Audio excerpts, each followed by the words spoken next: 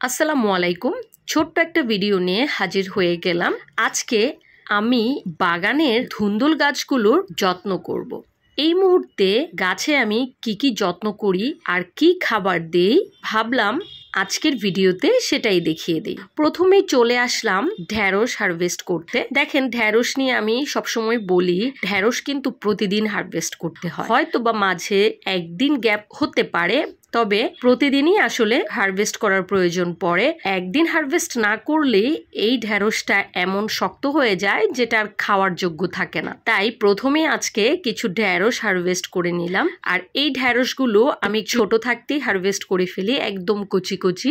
এগুলো আমি ভর্তা খাই। এগুলোর ভর্তা খেতে কিন্তু খুব মজা লাগে, আর যত কচি হয় তত বেশি মজা হয় ভর্তা। ছাদ বাগানে এইরকম 5 লিটারের তেলের বোতলগুলোতে যদি 15-16টা ঢ্যাঁড়স গাছ লাগিয়ে দেন, তাহলে কিন্তু বাজার থেকে ঢ্যাঁড়স কেনার আর কোনো প্রয়োজনই পড়বে না। ছাদ থেকেই আপনার চাহিদাটা পূরণ হয়ে যাবে। আর এই গরমে একবার এই ঢ্যাঁড়স গাছ লাগালে পুরো গরমকাল জুড়েই ঢ্যাঁড়স খেতে পারবেন। এখন ফাইনালি চলে আসলাম আমার ধুন্দুল গাছের মাচা। দেখুন, গাছগুলো কিন্তু মাচায় উঠে গিয়েছে, 2-1 দিনের মধ্যে মাচায় ছড়িয়ে যাবে। তো ভাবছি এখন একটু গাছের যত্ন করে দিই। গাছ কিন্তু খুবই সুন্দর, কোনো প্রকার কোনো পুষ্টির অভাব বা কোনো রোগবালাই দেখা যাচ্ছে না। আর যেহেতু আমরা জৈব বাগান করি, সবসময় চেষ্টা করবেন গাছের খাবার শেষ হওয়ার আগে নতুন করে খাবার দিয়ে দিতে। তাই আজকে আমি কিছু পরিচর্যা করে নিচ্ছি, সাথে কিছু খাবারও দিয়ে দিব।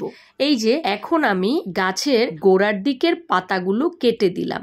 এতে মাটিতে সুন্দর আলো বাতাস রোদ পড়বে, মাটিতে ছত্রাকের আক্রমণ বা কোনো ধরনের কোনো রোগ পোকার আক্রমণ হতে পারবে না, ফলে গাছটাও কিন্তু ভালো থাকবে। এরপর আমি আগাছা পরিষ্কার করে নিব। যদিও আমার এখানে তেমন একটা আগাছা নাই, কারণ আমি চেষ্টা করি সব সময় আগাছা ক্লিন করে রাখার জন্য। যেহেতু টবের মাটি এমনিতেই খাবার কম থাকে, তার উপর যদি আগাছা থাকে, আগাছাগুলো যদি খাবার খেয়ে ফেলে, তাহলে তো গাছে পুষ্টির অভাব হবে।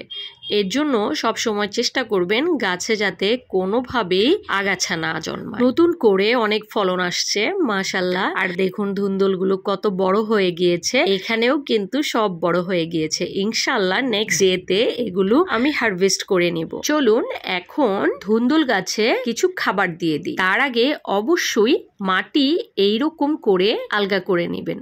এইভাবে মাটি আলগা করে খাবার দিলে খাবারটা মাটির সাথে সুন্দর মতো মিশে যায়, গাছ কিন্তু সহজেই সেই খাবারটা গ্রহণ করতে পারে। তবে অবশ্যই খেয়াল রাখবেন গাছের শেকড় যাতে কোনোভাবে আঘাত না পায় বা ছিঁড়ে না যায়। এই যে এখন আমি নিয়ে নিচ্ছি ডিমের খোসার গুঁড়া। এটা আমি নিজে খুব সুন্দর করে ডিমের খোসা জমিয়ে তারপর ভালো মতো রোদ্রে শুকিয়ে ব্লেন্ডারে গুঁড়ো করে নিই। ব্লেন্ডারে বা পাটায় গুঁড়ো করে না নিলে যদি আমরা হাত দিয়ে ভেঙে নেই, সেটা কিন্তু ডিকম্পোস্ট হয়ে মাটির সাথে কয়েক বছরেও মিশে না। তাহলে সেখান থেকে গাছ কিভাবে খাবার গ্রহণ করবে, কিভাবে পুষ্টিটা পাবে? তাই অবশ্যই গাছে ডিমের খোসা দেওয়ার ক্ষেত্রে এইরকম ভাবে গুঁড়ো করে নেবেন। এতে করে খুব সহজেই মাটির সাথে মিশে গাছের খাবারে পরিণত হয়। আর সব শেষে চাল ডাল ধোয়া পানি গাছে দিয়ে দিলাম।